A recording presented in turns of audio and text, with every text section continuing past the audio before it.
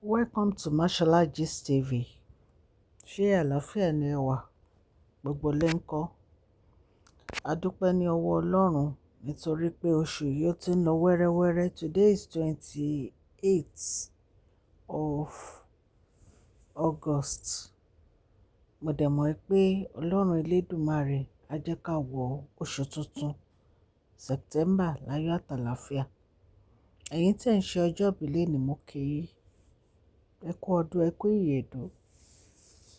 Ẹ̀mí yín á ṣe púpọ̀ ọdún láyé ní agbára Ọlọ́run. Gbogbo nǹkan tí ẹ bá ń tọrọ lọ́wọ́ Ọlọ́run, lọ́lọ́run á ṣe fún yín àti èmi náà àtẹbí mi àtẹbí tẹ̀yin náà. Gbogbo ẹ̀yin subscribers á kí yín o. Ẹ ṣé. Ìfẹ́ tí kábíyèsí ní sí Queen Naomi àti Dr. Lizzy ṣe kékeré nítorí ìhà tí Dr. Lizzy kọ sí kábíyèsí rẹ̀. Látìgbà tí Dr. Lizzy ti dé inú ààfin yẹn, wọ́n ń support bàbá wẹ̀rẹ̀ ńlá ni. So tí kábíyèsí náà bá ń support àwọn náà, kò sí nǹkan tó yẹ kó burú níbẹ̀. Wọ́n help Dr. Lizzy nípa àwọn project tí wọ́n ń ṣe. Wọ́n ní wọ́n change àwọn project wọn, wọ́n change ẹ̀ sí standard ti America.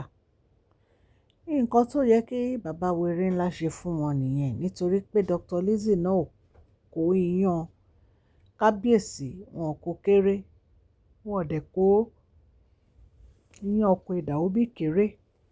Gbogbo ìgbà ni wọ́n ń dúró tì wọ́n. Gbogbo nǹkan tí kábíyèsí tán ní kí Dr. Lizzy ṣe náà ń ṣe, wọ́n ní ìtẹríba, wọ́n dẹ̀ gbọ́ràn sí bàbá wẹ̀rẹ̀ ńlá lẹ́nu. So tí kábíyèsí bá wọn dá sí ọ̀rọ̀ project wọn, kò sí nǹkan kan tó burú níbẹ̀, nítorí pé a gbọ́ wípé ìgbà tí bàbá wẹ̀rẹ̀ ńlá ti parí family house àwọn Queen Naomi, ibi tí wọ́n bí wọn sí tó dàgbà sí, wọ́n ní wọ́n bá wọn renovate ilé yẹn. Wọ́n ní ìkan nínú àwọn àǹtí wa ní ilé màmá òun àti bàbá òun, kábíyèsí ò lọ́wọ́ sí ilé yẹn ti bàjẹ́, wípé ẹni yẹn ń rojọ́ lé ìgbésẹ̀ bàbá wẹ̀rẹ̀ ńlá lórí bí wọ́n ṣe ń renovate family house àwọn Queen Naomi. So ìgbà tí bàbá wẹ̀rẹ̀ ńlá dẹ̀ ti ṣe ti Queen Naomi, wọ́n ní wọ́n tún dá sí ti Dr. Lizzy, project tí Dr. Lizzy ń ṣe. Wọ́n ní wọ́n change standard ẹ̀ sí American standard. Wọ́n ní bí àwọn sisi wa gbogbo ṣe ń pariwo nìyẹn tán ní Dr. Lizzy nìkan ni kábíyèsí ń tọ́jú. Wọn ò dá sáwọn, àwọn kan wà nínú palace ni, kò sí nǹkan kan tí kábíyèsí ṣe fáwọn. Wọ́n ní wọ́n bẹ̀rẹ̀ sí rojọ́. Ẹ̀yin èèyàn lé. Ṣé ẹ rí ilé ayé? Kò sí nǹkan téèyàn lè ṣe láyé tó lè ti aráyé lọ́rùn. Kò sí nǹkan kan téèyàn lè ṣe tí èèyàn lè ti aráyé lọ́rùn. So ìtorí ẹ̀ ó dáa kí èèyàn kó nífẹ̀ẹ́ ara ẹ̀. Nífẹ̀ẹ́ ara ẹ̀. Because tó bá ní o fẹ́ máa fi ìfẹ́ hàn èèyàn kan, ìyẹn ò máa ní kẹ́ni yẹn nífẹ̀ẹ́ o. Wọ́n ní inú ẹ̀dá jìn. Èèyàn ò lè ever gbóòórùn àṣebí láyé bí inú ẹ̀dá ṣe jìn tó. So the best thing, ẹ̀yin ará ilé, ẹ nífẹ̀ẹ́ ara yín.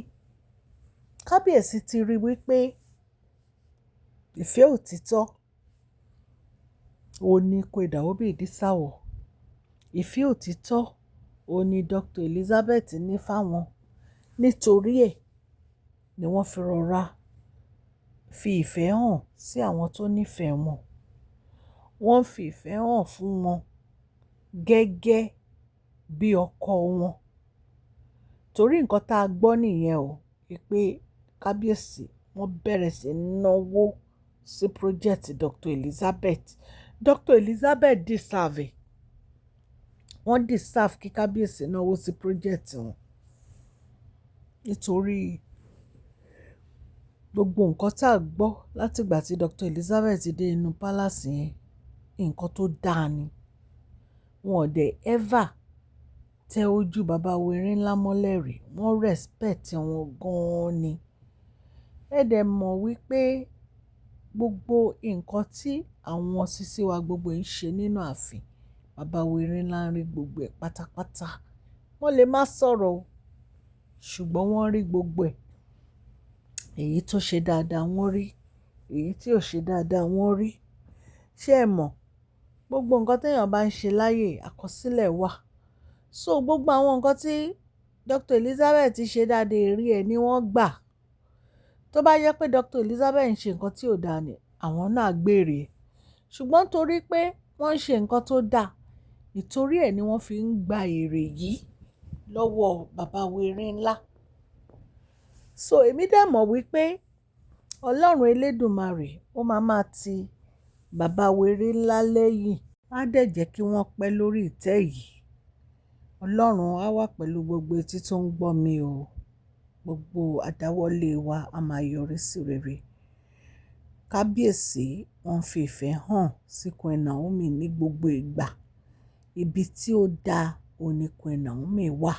Ṣé ẹ mọ̀ pé lánàá mo mú gist bí Queen Naomi ṣe ń gbàdúrà ní inú ààfin tí àwọn èèyàn kan ní àdúrà wọn ò ní àwọn lára. Bí Queen Naomi ṣe máa ń gbàdúrà fún ìtẹ́ bàbá Werinla nìyẹn. Ìtorí ẹ̀ kábíyèsí ò lè fi ọ̀rọ̀ wọn ṣeré rárá. Wọ́n mọ̀ wípé wọ́n nífẹ̀ẹ́ àwọn, wọn ò dẹ̀ fẹ́ kí nǹkan burúkú ṣẹlẹ̀ sí àwọn. So ẹ̀yin èèyàn lé, ibí ni a máa fi gist tèní, a máa fi sí. Tó bá tún dọ̀la lágbára Ọlọ́run nǹkan tá a bá gbọ́, a máa mú wá fún yín. Ibi ire, ibi ayọ̀ ni Queen Naomi àti kábíyèsí wà. Mo dẹ̀ mọ̀ pé láìpẹ́ gbogbo nǹkan tá a fẹ́ rí, gbogbo ẹ̀ la máa rí. Ọlọ́run á gbàdúrà èmi àti yín o. Bí mo ṣe máa ń sọ, nǹkan tá a gbọ́ ni o. Allegedly ni àwọn gist kì í ṣe pé bóyá a rí. Mo dúpẹ́ lọ́wọ́ gbogbo etí tó ń gbọ́ mi o. Mo dúpẹ́ lọ́wọ́ yín fún àdúrótì yín lórí channel yìí. Ọlọ́run Elédùmarè ọba aláàánú á bá mi gbọ́wọ́ yín sókè. Ẹni tọrọ jẹ, ẹni tọrọ mu, ẹni ẹlẹ́ni ò ní gbà ṣe yín ṣe. Orúkọ mi ni Máṣọ́lá Yorùbá ni à ń sọ lórí ìkànnì yìí. À ń sọ nítorí pé a fẹ́ gbàgbé àṣà àti èdè wa. A dẹ̀ tún sọ fún ọ̀pọ̀lọpọ̀ àwọn tí wọ́n gbọ́ Gẹ̀ẹ́sì. À ń sọ̀rọ̀ nípa celebrity gist, royal gist, politics àti gbogbo nǹkan tó ń ṣẹlẹ̀ ní agbègbè orílẹ̀-èdè bàbá wa ní ilẹ̀ Nàìjíríà. Tẹ́ ẹ bá ti subscribe, ẹ tẹ notification bell yín so that a bá ti post any gist ẹ máa rí. Òkè ni ọlá yín á máa lọ.